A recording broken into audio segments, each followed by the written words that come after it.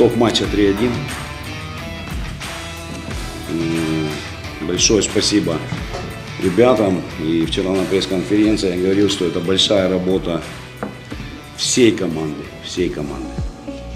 Сегодня все шло по нашему плану.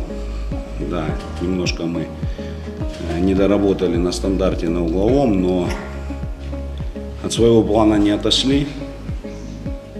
Перестроились, когда уже у соперника было удаление, и смогли успешно довести игру до победы.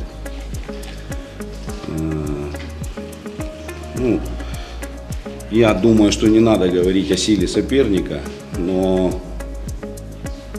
наши ребята сегодня были лучше. Но опять же, хотел бы поблагодарить каждого человека, который причастен, особенно кто был в сборной. Мы проделали нелегкую работу. В связи еще с первым матчем мне опустили голову и провели достойнейшую игру с чемпионом Азии двукратным. Как сказал Максим Павлович, мы были лучше, и это так оно и есть и по счету, и по игре. Но игра, конечно, далась тяжело.